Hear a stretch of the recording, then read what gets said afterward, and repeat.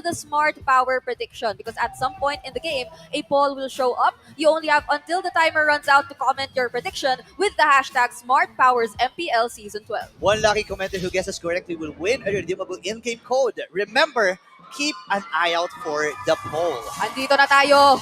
Masasaksiyan na natin ang debut game ng panibagong lineup ng Blacklist International kontra sa undefeated so far na Echo Express. Ngayon na tinitignan natin ang parehong lineups, ano nga bang aasahan natin pakasok ng early game? Definitely, Echo ang magsisimula ng momentum dito given that they have a Mathilda as well as a Kadita. Yes, na-nerf yung damage output ng isang Kadita come the early stages of the match. Pero hindi lang kasi dapat nilang hayaan kaya gaya ng ginagawa nila na magsama-sama yung side ng Blacklist International kasi dun sila malakas. Oo, parang gusto talagang gawin ng Blacklist International ngayon na magdikit-dikit at magsama-sama, making or maximizing yung Estes na hawak-hawak nila to its Yeah. fullest potential. Hindi ko alam kung ano ang posibleng dalhin ng isang Estes na naka-Flask of the Oasis. Hindi ko pa siya nasasaksihan. Grabe, rinig na rinig natin yung limang echo. Parang ang daming limang echo Hindi fan lang eh. lima. Sobrang balanse yan. May limang echo fan ng echo. May limang bagong players naman na nailabas dito ang Yeah. echo. 5-5, pero let's see kung ano magaganap. Salford and Dominic dito, may konting hampasan. Pero hindi eh. Medyo matagal-tagal pa nating makikitang magkapatayan dyan eh. May iwasan ni Sanford sa kanyang mga dash-dash at suntok-suntok na ginagawa yung mga masong binabato dito ni Dominic. Pero ang Echo rin naman, meron yata silang maagang ipinaplano dito sa bandang XP lane. Uy, tingnan natin Blacklist International doon sa may top lane. Very ano to sabihin natin na medyo bago kasi Oo. sa top lane sila umiikot eh. Mukhang gusto ng side ng Blacklist International na makalamang itong si Dominic towards the XP lane. Kasi alam naman natin na usually XP laners yung pinakamalakas with the first turtle kasi sila yung may unang power spike. Because of that, yun yung gustong gawing strategy ng side ng Blacklist International habang nagpe-prepare natin sila dito sa unang turtle of the match. Nakaleash towards ng side ng Blacklist International, etong kauna-unahan ng turtle. Pero tingnan mo naman, may nagsimula. Heavy spin, hinuha dito ng Ewan. Now, Dominic, mabubuhay pa rin natin ng penalty zone. Tapos Scotty sa Peter. Sabayan na tayo ng heavy spin. Pero si Sanji makakakuha ng unang kill. And first blood, double kill para kay Sanji. At rasan muna ang Blacklist. Now, Turtle ang pupuntirahin ng mga Orca. Dalawang miyembro mula sa Blacklist agad ang naging sagot doon ng Echo. Kung papansinin kasi natin, dumaan dito si Dominic sa ating long bush and yun yung naging way ng side ng Echo na bigyan siya doon and i-punish talaga siya doon because of that overextension. Mag-isa lang siya dito and ito yung sinasabi natin na because of this Mathilda, nagkakaroon ng opportunity yung Echo na mag-dash in dash out lang kasi malakas yung guiding wind plus circling eagle combo. Isipin mo yun, yung circling eagle na gamit niya para lumusot ng pader at makatakas pabalik doon sa mid lane. Ganun na lang yung flexibility na meron siya ngayon. Pero let's look at the emblem builds. Ano nga bang kinakailangan nating mataan? Parehas na naka-wilderness blessing at naka-agility yung parehas na roamer as well as yung position 4 player ng Blacklist International habang sa side ng Echo, si Daddy JP ang nakahawak ng ganun. So Yeah. essentially, ibig sabihin, mabilis sila sa river as well as the jungle side and mas mabilis yung rotation ng parehas sa ating koponan. Yeah, speaking of bilis, 4-man quantum charge Aha. para dito sa Echo. Talagang Echo Express ina-activate na kagad ng mga Orcas dito. Meanwhile, sa may top lane, Dominic at Sanford. Okay, so may konting suntukan lamang na magaganap habang si JP. Okay, so sabi, kalma muna, men, kalma. Parang we're yet to see yung talagang pag-maximize din nung nakikita nating pabilisan dito, marathon ng mga emblems combination dito na ginagawa ng pareho nating teams. Kasi so far, parang napakaraming nagiging abangan sa mga rotations ng isa't isa. Unlike or unless mangyari ang ganito, Boy, si na Dominic. madedepensahan pala ni Dominic yung kanyang torre kahit dalawa na yung dumalaw sa kanya. Delik siya dito. Ang ganda ng ginagawa ni Sanji actually, no? Yeah. Na-point out ko to kanina talagang pinupuruhan nila si Dominic doon sa may top lane. And I think iba to sa mga bagong nakikita natin ngayon sa Echo.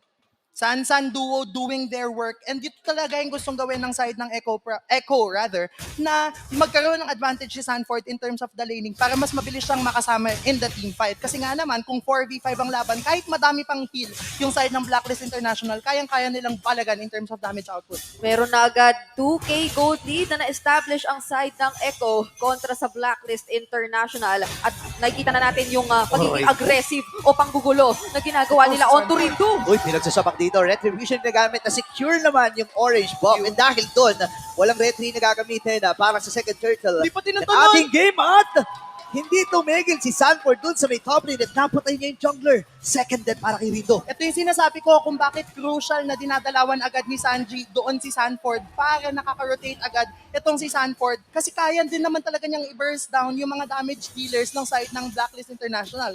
Because of that, nakakuha sila ng isang turtle, second turtle of the match, plus may bonus pang isa. Yue! Pero hindi, makakatakas. Namiss ko yung sigaw ng Yue. Namiss ko. Kinailangan ni Sample. Pero nakikita natin ngayon ito ba yung dahilan kaya napaka-focused kay Sanford tong bans ng Blacklist International kanina? Kasi parang gusto talaga nila makapag-farm etong si Rindo. Pero yun yung completely na-shutdown ngayon ng Echo Express.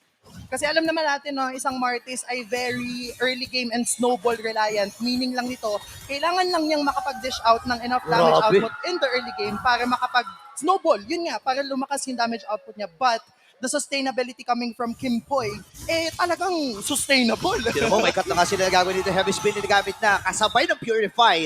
Na-pop na rin dito kay Owl. So, walang Purify si Kim Poi at si Owl para doon sa mga next na objectives na pwede namin kunin. Kasi third turtle ay mabubuhay na. Si In less than a Sanford na minute. naman. Bantay sarado ang bawat miyembro at bawat ikot na gustong gawin ngayon ng Blacklist International. JP, parang halos hindi na natin siya nakikita humiwalay Grabe, dito sa no? players ng Blacklist. Parang lagi sila at laging nagtatagpo ni Kim Poi. An early corrosion scythe build for Benny Cutie, meaning nito kaya na talaga niyang makipagbalagbagan. Tapos, ito namang si Owl, meron na siyang Has Claws. However, yung inherent damage ng isang Bruna and critical strike, medyo nagpo-proc pa talaga siya kapag nakabuild na ng Berserker's Fury. So, yun yung inaantay. And because of the space given by Daddy JP, early push bot talaga ang ginawa ng Echo. Buti nga nasabi mo, buti nabanggit mo yung criticals, no? At na-amplify pa yun with the fatal na emblem Yeah. na meron siya. And now, Easy, nakuha niya ba? Yes, nakuha niya. Nakuha niya yung purple buff. Nagamit yung retry, pero walang retry pagdating doon sa next na turtle. So, pwede mo na sila mag-buy time. Pwede nga yata dahil mukhang Sige dito po. naman sa likod. Aray ko po! Grabe si Sanford! Grabe yung mga sapak ni Sanford dito. Nagamit na rin niya yung spread. So ngayon, ang kupunan ng Echo, talagang nagsasama-sama. Kung alam nila magsasama-sama ang Blacklist. So sabi nila, sige, magsama-sama din tayo. Okay, gusto ko yun. Kasi para kay Sanford, mas marami tayong mga magagamitan ng kamao. Oh. Mas marami, mas masaya, Mas no? marami, mas masaya.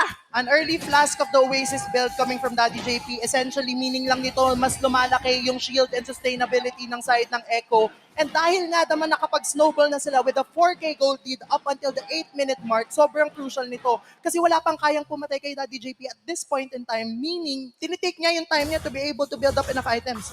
Nako, parang ang meron pa lang ditong Dominance Ice ay si Dominic na halos hindi naman natin nakikita pang nakakasama kasi nabibisi rin talaga siya na mag-clear para hindi masagad ng Echo yung mga tore ng Blacklist International. Pero meron yata naman silang pinabalak na gawing sagot dito sa bandang bottom lane. Depensa muna para sa Echo. Yung top lane. Naku, napapabayaan nila. 2 laban sa 4. Dito sa may bottom lane. Pero nakalimutan nila Lagi na itong ginagawa ni Benny, ni Daddy Benny, Daddy Affinity. Mula kay Daddy Benny at kay Daddy JP. So ngayon, 8 minutes and 23 seconds ng ating game. Ang dami pa natin aabangan. 3-0 pa lang ang score, ha? Sobrang bilis talaga ng ginagawa ng Echo. Tinatauhan nila lahat ng mga jungle camps ng side ng Blacklist International. Kaya nahihirapan si Oy! Rinto. And because of that, nakikita natin 2-level gap tapos nauubusan pa siya ng mga buff. Hindi na siya hinahayaan na makakuha ng mga buffs at yung pwesto rito ni Daddy JP, tingnan mo naman. Grabe. Nandun talaga siya Kung saan normally iisipin mo alanganin, parang kampante naman kasi sila with the guiding wind na Yeah. kayang-kaya nila palaging makahanap ng way out. And even Sanji na magagaling sa likod. Nahuli si Kim Poi at babagsak na sa mga kamay ni Sanji. Ngayon si Dominic versus 4 members from Echo. Iikot namin na si Eagle. May ikot din na isasagutin si Easy. Pero mapapagamit ng flicker si Dominic. Pero Wala na silang minions dito. Hindi, meron pa palang catapult pero mapapatay pa rin. Itong si Dominic. At ang buong kupunan ng Echo ay atras muna dahil ilang segundo na lang ay mabubuhay na rin yung Lord. Nangyari ang lahat ng yun sa ilalim ng tore ng Blacklist. Grabe. Sobrang crucial ng Petrify play coming from Sanji as well as the follow-up from Sanford. And ito yung sinasabi natin, si Daddy JP, nakakainis ka laban kasi Matilda tapos pasok lang siya ng pasok kasi alam niya mabubuhay siya. Ibang klase. Parang sinasabi dito ng Echo, Boss Rindo, pasensya na. Next game ka na maglaro. Hindi ka muna namin paglalaroin. And 5-0 para sa Echo at yung Lord uncontested na makukuha ng kanilang kupunan 7K gold lead. Wow, grabe yung ginagawa ng Echo Express. Ito yung tipong ginulat pero hindi nagulat. At Oo. nagagawa pa rin nila talagang sagutin kahit na marami tayo na binigla ng Blacklist International sa panibagong lineup na ginawa o ginamit nila kontra dito sa Echo. Pero mukhang ang win streak nila gusto muna nilang panghawakan sa ngayon. Kasi nga naman, sabi nga ng Echo kanina, di ba, ang keys to victory nila, Ah. expect the unexpected. Ah. So mukhang despite the changes in the lineup of the side of Blacklist International, Echo came prepared. And that's specifically what they're showing right now, no? With a 9K gold lead at 10 minutes part of the game. Sobrang laki na ng snowball potential ng side ng mga Orca. Alam mo, akala ko nga si Kuya Kai lang ang nanggugulat ng mundo eh. Yung pala ang Echo din eh. Kasi ginulat sila ng Blacklist. So, sige, magulatan tayo dito, di ba? Gulatan pero hindi nakikitaan ng sobrang pagkasorpresahan. Dahil ngayon, ang Blacklist International ang napipilitang dumepensa. Oh my Tapos gosh. merong heavy speed pa! Oy, heavy spin. May sagutan dito ang magkabilang kupunan. Ngayon yung Lord, nasa bandang itaas. Papasok si JP dito pero lalayo din. Sanford, hindi magiging successful yung pag-takedown nila doon sa may top turret. Pero successful ang depensa ng mga agents. Itutuloy nga ba ng Echo dito? 9.4K code lead. Uunti-unti na nila patumbahin yung Torre dito sa may bandang itaas. Pero hindi, magtatagumpay pa rin ang mga agents na madepensa nito. Isang hit na lang yung kinakailangan para doon sa top lane-based turret ng Blacklist International. Todo depensa pa rin naman at inilalatag nila ang lahat ng posible nilang ilatag. Pero nakikita mo na rin ngayon sa side ng Echo kung paano nila ina-acknowledge yung kalamangan at ginagamit yung full potential nila para at least makasecure ng objective kontra sa Blacklist International. Oo, sobrang ganda ng naging depensa doon ng Blacklist International. But because of the 9K gold lead na meron ng Echo now, alam nila na afford pa nila na medyo i-prolong yung laban tapos hindi mag-overextend. And kung papansinin natin yung item build ng dalawa sa mga bruisers natin, which are the Paquito and si Carl Tizzy with his Akai, naka-blade armor na sila, which essentially ninenegate yung critical strike na binabanggit natin kanina, Kuya Brito. Yeah, ito nga ata yung ibon na pinapakita ng Echo kanina nung nasa interview pa lang ni Hans. Sinasabi nila dito, baka ma-open yung ibon. So, nailabas siya dito. Daddy JP, masyadong mainipin eh. Sabi niya, hindi na natin natin yung mga minions na normalin ko na itong Torre sa itaas. At ngayon, ang laki na ng kalamangan. Pero ang nakakatuwa dito, Yue pa rin ang may pinakamataas sa damage dealt. Kasi nga naman, ang lakas ng poke capability na meron ng isang Valentina, yung first skill niya, no? And kapag nakakagaya siya ng mga ultimates such as the Terizla, na kahit papano na-negate yung nangyayari sa side ng Echo, nagiging crucial yon for their side. And because of that, siya talaga yung highest damage dealt. Damage dealt, pero eto rin si Sanford, highest damage received. Kasi literal nababad na lang siya sa side ng Blacklist International.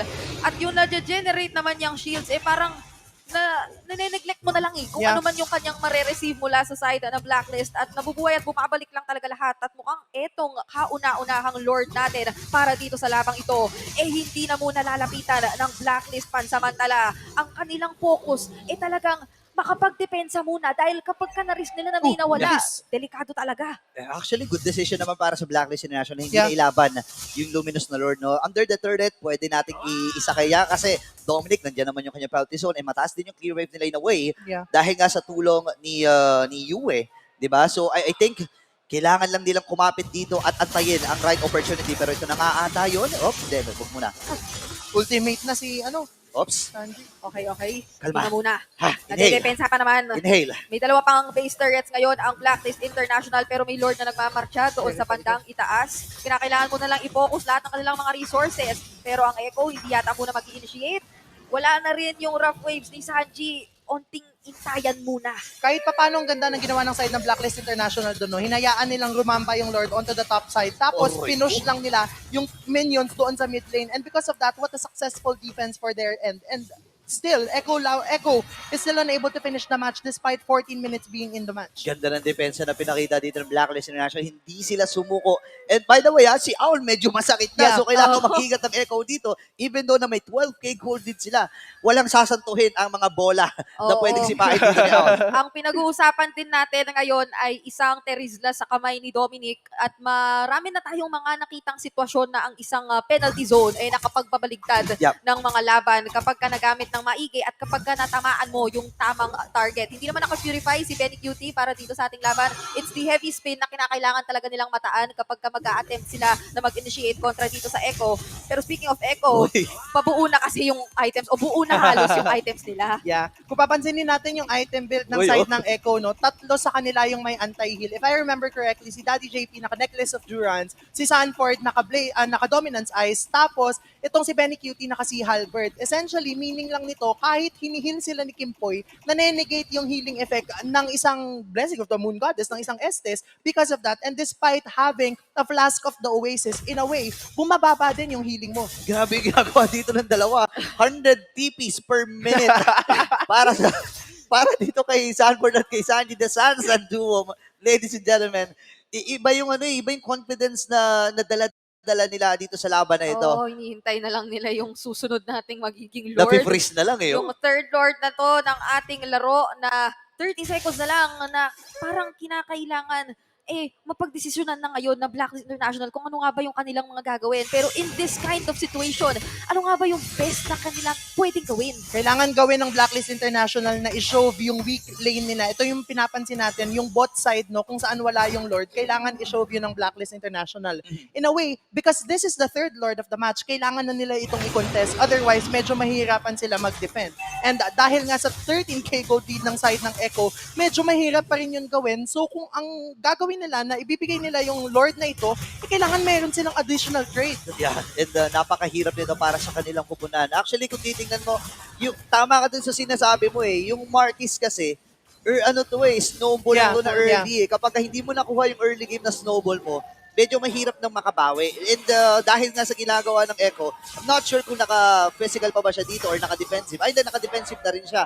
So, mababawasan pa yung physical damage na dapat mabibigay ng Echo, ng Blacklist dito. O pag-sustain muna sa mga posibleng dumating lalo pat ito ay isang level 3 Lord na. So hindi na biro yung kunat na dala-dala nito para mamaya. 13k gold. At Grabe, no? bukod dun sa gold teeth, parang kinakailangan, meron talagang magsusustain muna para sa Blacklist International nung kung anumang mga iba pa tumaya-maya ng Echo na mukhang ibabato na lahat dahil nagbabarcha na sila. Grabe, gutom na ang mga orca dito. Gusto nang sumisid, pailalim. Pero ngayon, ang kupunan ng Blacklist International, kailangan lamang dumepensa. Medyo mababa ang wave ng mga minions dito sa may bandang gitna. So, dediretso sila doon sa itaas. Ang Echo rito. Pero masakit na rin yung mga sipa. Andun si Kung Eagle. Ngayon, tinamaan dito si Owl. Magpapalayo muna siya habang heavy spinning na gamit na. Andun yung penalty zone. Ngayon si Dominic mapapaflicker din. Andun din yung heavy spin. At si Sanji makakakuha ng kill ngayon. Ang kupunan ng Blacklist kumakapit lang din.